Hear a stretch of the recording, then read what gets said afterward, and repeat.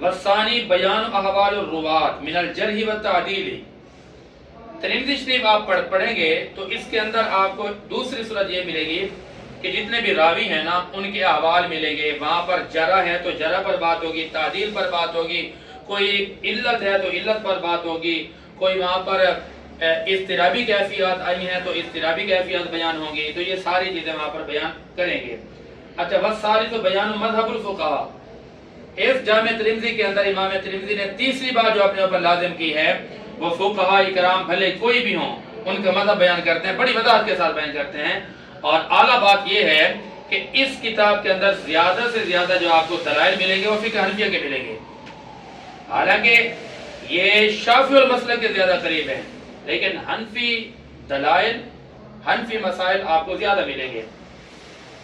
अच्छा, चौथी बात जो इन्होंने अपने ऊपर लाजिम की हुई है वो उसमें ये बात करते हैं कि हदीस को बयान करते हैं बाइतबार सनद के।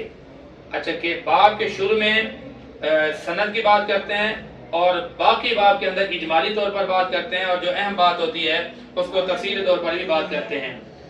पांचवी बात यह है कि इनकान रावी मशहूरन बिल कुनियती, अगर रावी मशहूर है अपनी कुनियत के साथ और उनका नाम मारूफ नहीं है तो फिर वो उनका नाम जो गैर मारूफ है उसका तज़किरा करते हैं। अच्छा, वह इनकान मशहूरन बिल इस्मी, और अगर वो अपने नाम के साथ मशहूर है तो फिर उनकी कुनियत जिक्र कर देते हैं। और फिर ये भी बयान फरमा देते हैं कि इनकी मुलाकात या इनका ताल्लुक कौन कौन से इनके हम असर थे और किन किन लोगों से ये मिले हैं। तो जहां पर काल अबू ईसा लिखा हुआ आएगा तो वो होगा हुक्म हदीस। वहां पर इमाम तिरमिज़ी उस हदीस का हुक्म बयान फरमाएंगे कि इस हदीस का हुक्म क्या है। उसके बाद ये क्या होगा कि वस्सादिसु अल इख्तिलाफु अल्लज़ी जाअ मिन अर्रुवात फी मतन हदीसी, हदीस के मतन में भी जो इख्तिलाफ आते हैं ना तो उस पर भी ये बात करेंगे। इमाम तिरमिज़ी मतन हदीस में जो कोई इख्तिलाफ है यानी ये बताएंगे कि इस बाब के अंदर इस रावी के अलावा दीगर असनाद के साथ भी ये मतन मौजूद है, ये रिवायत मौजूद है। और अगर मतन हदीस में कोई इख्तिलाफ है तो ये फरमाएंगे कि ये अल्फाज तो है ना फुलां रावी के, ठीक है, ये फुलां सनद है, तो इसके अलावा दूसरी सनद ये है और उस दूसरी सनद के अंदर मतन हदीस में हल्का फुल्का या थोड़े बहुत अल्फाज में तब्दीली आई है।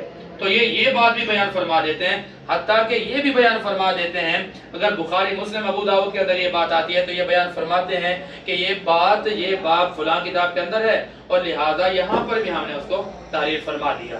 तो ये सारी खूबियों का हसीन इम्तिजाज है कि इस किताब के अंदर ये सारी खूबियाँ हैं। और इनके जो शराइत हैं, इमाम बुखारी की शराइत सुभान अल्लाह, इमाम मुस्लिम की शराइत सुभान अल्लाह, हाकिम की शराइत सुभान अल्लाह, निसाई की शराइत सुभान अल्लाह, इमाम तिरमिज़ी ने बड़ी आसानियां बयान की हैं।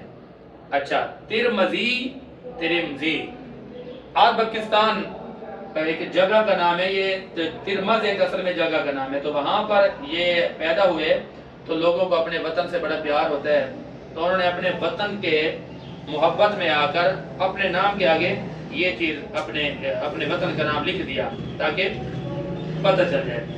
तो फिर कहा कि हसन सहीहुन अस्सहीहु इंदा अहल उसूल अन यकून रावी, ठीक है, रावी हो, सिक़ा हो, आदिल हो, हाफिज हो।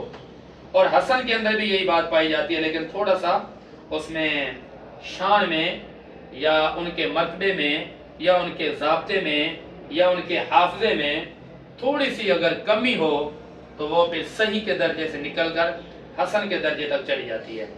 फिर उसके बाद आपने ये पढ़ना है तो इसके अंदर आपको हमेशा फ़िक़ही तरतीबात मिलेगी और हमेशा इसके अंदर वो जो असनाद आप पढ़ेंगे, सनद आप पढ़ेंगे, पूरी सनद मिलेगी।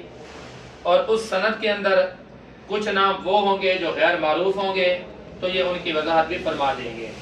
तो आपने इतना ज़हन में रखना है कि एक बहुत बड़ा नाम है इमाम तिरमिज़ी का, कि नाम तो इनके ये नहीं है लेकिन इनकी बड़ी खिदमत है।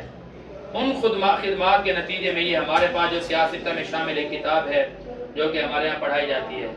तो ये बुनियादी बातें थी जो आप तक पहुँचाई हैं। इंशाअल्लाह इस किताब का आगाज़ बहुत जल्द होगा।